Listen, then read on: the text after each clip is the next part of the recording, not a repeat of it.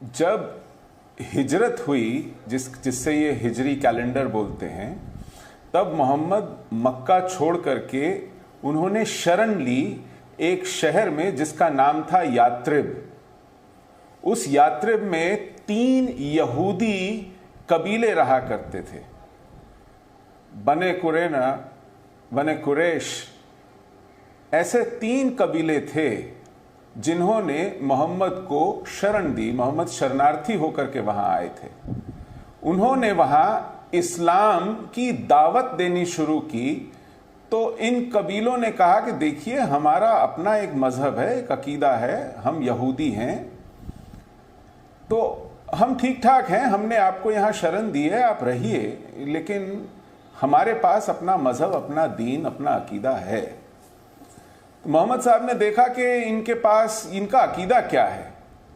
इनमें से सभी जेरूसलम की तरफ देखकर प्रार्थना करते थे, क्योंकि जेरूसलम इनकी मुकद्दस जगह थी, मुकद्दस शहर था। तो ऐसा माना जाता है कि मोहम्मद साहब पर एक आयत नाजिल हुई कि हमको भी जेरूसलम की तरफ देखकर अब नमाज अदा करनी है।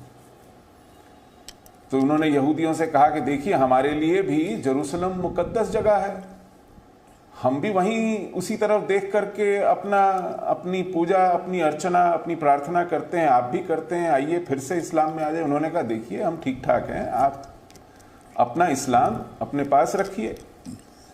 फिर इन्होंने देखा कि साहब, यहूदियों में खाने के ऊपर एक कायदा है जिसे वो कोशर कहते हैं कि क्या खाया जाए और क्या ना खाया जाए। मोहम्मद साहब पर एक और आयत आ गई कि क्या हराम है और क्या हलाल है।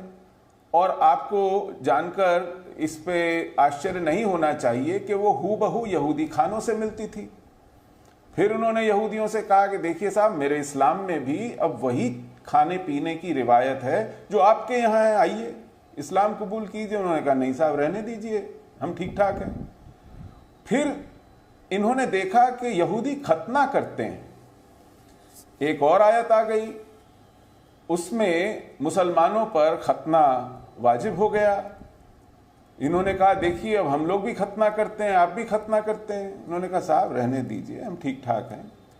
तो इस तरह इस्लाम में पहले 14 साल, जब से मोहम्मद मदीना गए, जेरूसलम की तरफ मुंह करके नमाज अदा करने की रिवायत है, और खतना भी यहूदियों से लिया है।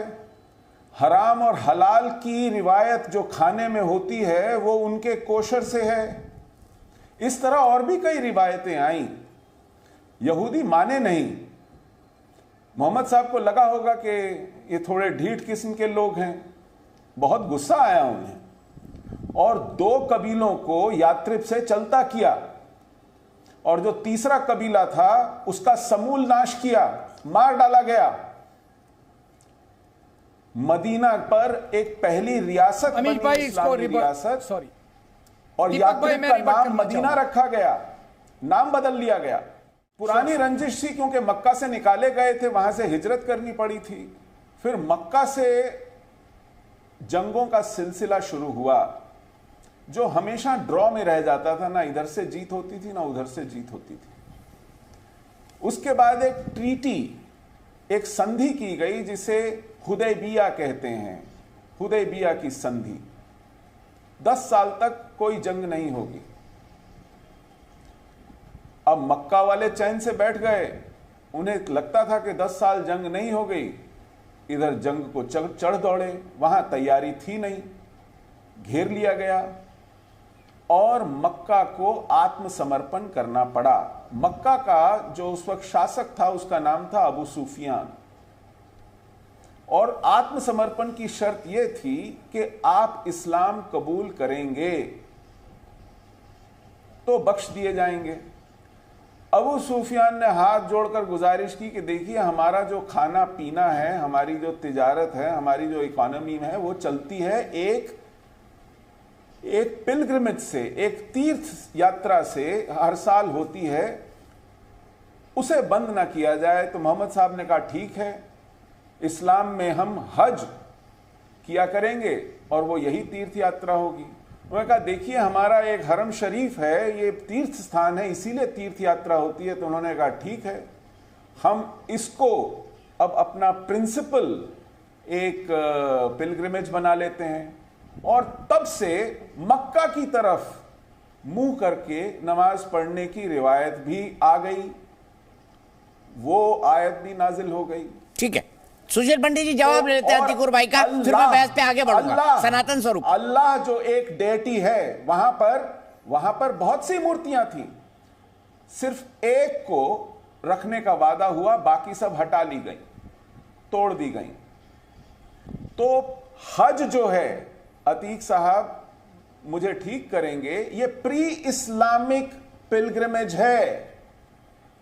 ये मोहम्मद साहब की हिजरत से पहले मक्का में हुआ करती थी। इसको इस्लाम ने इनकॉर्पोरेट किया, यहूदियों की परंपराओं को इनकॉर्पोरेट किया। इसी तरह यहूदियों के और ईसाइयों की ट्रेडिशंस को एप्रोप्रिएट किया, अपनी लीनिएज दिखाने और बताने के लिए उनके नबियों को इनकॉर्पोरेट किया। यहूदियों को रिझाने के लिए इब्राहिम को, डेविड को दाऊद कहा, मोसेस को मूसा कहा। ईसाइयों को रिझाने के लिए जीसस को ईसा कहा। सब ट्रेडिशंस को एप्रोप्रिएट करने की कोशिश में कि इससे हम इनको भी इस्लाम स्वीकार करवा लेंगे, इस तजवीज से इस्लाम आगे बढ़ा। ठीक है, ठीक है। मैं अब ये कहते हैं कि हजरत आदम भी हमारे ही थे। अब ये तो कह देंगे कि आपके ब्रह्मा विष्णु महेश भी हमारे ही थे, सभी कुछ हमारे ही थे। तो आप क्या कीजिएगा। यात्रिब, जिसको बाद में जिसका पुनः नामकरण कर दिया, नाम बदलकर ये मदीना रख दिया, वहां एक यहूदी कबीले का सर्वनाश किया गया। उस कबीले की एक महिला सोफिया, उसके पति, उसके बाप को उसके सामने ज़िबह कत्ल किया गया। और फिर सोफिया का क्या किया गया, यह अतीक साहब खुद बताएंगे। इस्लाम किस तरह आया है, कैसे कैसे आया है, और उसके आने और उसके आने से पहले और उसके आने की प्रक्रिया में क्या क्या हुआ है, मैं इसकी तफसील में हाँ, छोड़ दीजिए। मैं नहीं जाना चाहता इतिहास में, मैं नहीं जाना चाहता। अतिकर भाई आप तो इंटेलेक्चुअल है, लेकिन इंटेलेक्चुअल बहस में फंस गया। पता नहीं कौन क्या फतवा निकालते भैया। बाहर निकलता हूं मैं बहस से, वापस अपने मुद्दे पर आता हूं, वापस अपने मुद्दे पर। मैं अल्लामा इकबाल को कोट करता हूं, और दिन इसके ऊपर बहस जरूर करेंगे दीपक जी। हाँ, मैं अल्लामा इकबाल को कोट करता हूं, और वो बहुत इस्लाम के बड़े आलिम फाजिल थे, बहुत अच्छे शायर थे। वो कहते हैं, लेता न था कोई नाम तेरा, और